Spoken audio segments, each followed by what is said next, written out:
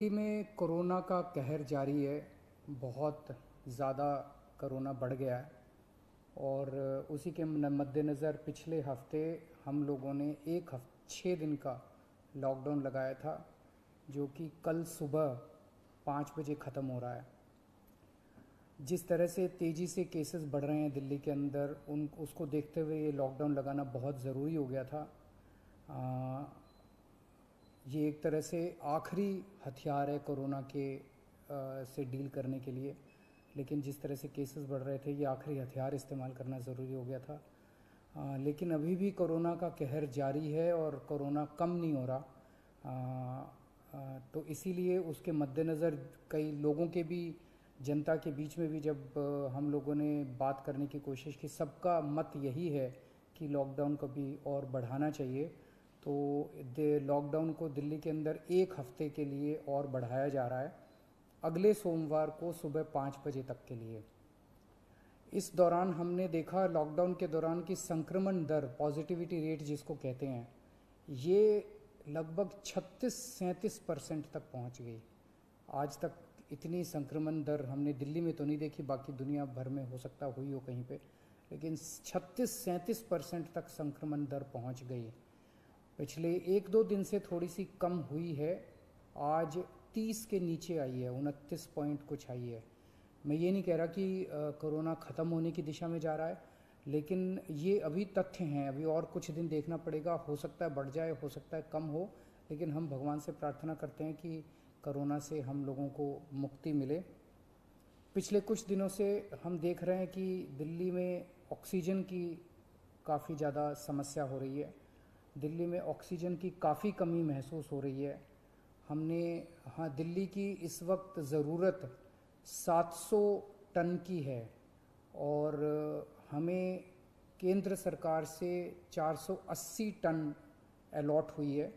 कल 10 टन और अलॉट किया केंद्र सरकार ने, 490 टन अब दिल्ली को अलॉट हुई है।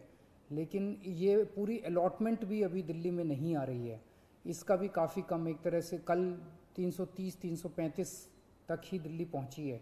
तो 700 टन की ज़रूरत है इतने कोरोना की महामारी में, उसके मुकाबले में 330-335 ही पहुंच रही है।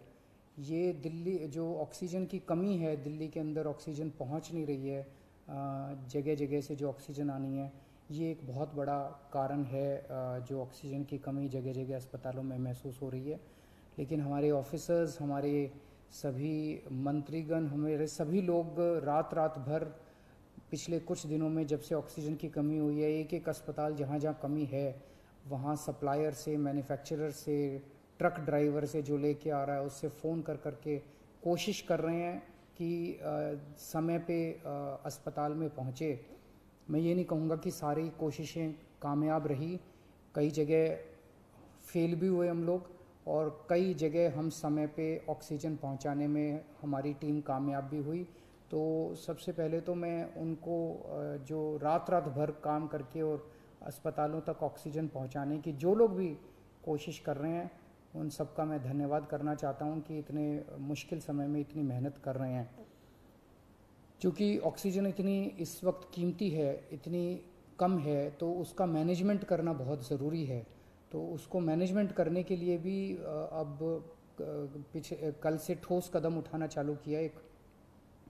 हमने एक वो पोर्टल टाइप बनाया है और ऑर्डर जारी कर दिए गए हैं, जिसमें हर 2-2 घंटे में मैन्युफैक्चरर से लेके और अस्पताल तक, एंड यूज़र तक, हर एक को 2-2 घंटे के अंदर अपनी ऑक्सीजन की पोजीशन बतानी पड़ेगी।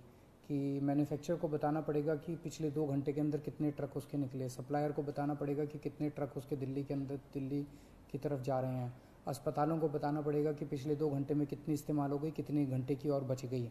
ये सारी चीज़ें ताकि दिल्ली सरकार को पता रहे कि कहाँ कमी आने वाली है। तो इसके अलावा केंद्र सरकार से काफ़ी सहयोग मिल रहा है। कल भी पूरा दिन केंद्र सरकार के अलग अलग मंत्रालयों के साथ हमारे ऑफिसर्स की टीम बैठी रही और दोनों टीमें, केंद्र सरकार और दिल्ली सरकार, अच्छे से मिलके काम कर रही हैं और कोशिश की जा रही है कि जो भी सप्लाईज़ आने में दिक्कत हो रही है, उन दिक्कतों को दूर किया जा सके। और मैं समझता हूँ कि आने वाले कुछ दिनों के अंदर ये बहुत ज़्यादा अफरा तफरी का जो आलम है ये ठीक हो जाना चाहिए। कल हम पूरी कोशिश कर रहे हैं कि जहाँ से भी, और केंद्र सरकार से तो मदद मिल रही है, और भी जहाँ से भी हम लोगों को ऑक्सीजन मिल सके, ऑक्सीजन के टैंकर मिल सके, पूरे देश से, दुनिया भर से हम पूरी कोशिश कर रहे हैं।